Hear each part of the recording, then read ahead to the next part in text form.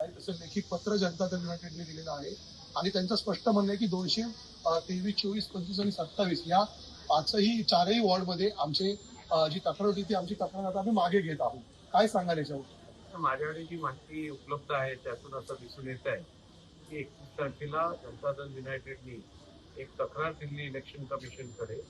त्यांना अर्ज भरण्यात 4 वॉर्डांमध्ये 211, 225, 226 आणि 227 या 4 वॉर्डांमध्ये त्यांना त्यांचे उमेदवारी अर्ज भरू शकले नाहीत ते. तर त्यानंतर दुसऱ्या दिवशी त्यांनी ती तक्रार मागे घेतली आहे आणि त्यात त्यांनी कारण असं दिलं आहे की आमच्याकडे आलेली माहिती चुकीची होती आणि खरं बघितलं तर 4 पैकी 3 वॉर्डांमध्ये त्यांच्या उमेदवाऱ्या भरल्या गेल्या होत्या.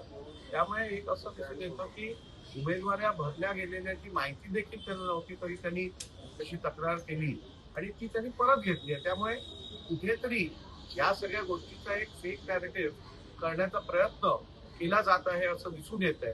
आणि मला वाटतं आता या सगळ्या बाबतीत अधिक न पडता, कारण आता निवडणुका सगळ्या सुरू आहेत, लोकांनी नियमाप्रमाणे आपापले अर्ज भरलेले आहेत, त्यानुसार आता निश्चितपणे लोक निवडणुका लढतील आणि सगळ्यांनी मिळून व्यवस्थित नियमाप्रमाणे डॉक्टर बाबासाहेब आंबेडकरांनी दिलेल्या संविधानाचं पालन करत योग्यरित्या निवडणूक लढूया आणि निर्णय जनतेवरती सोडूया.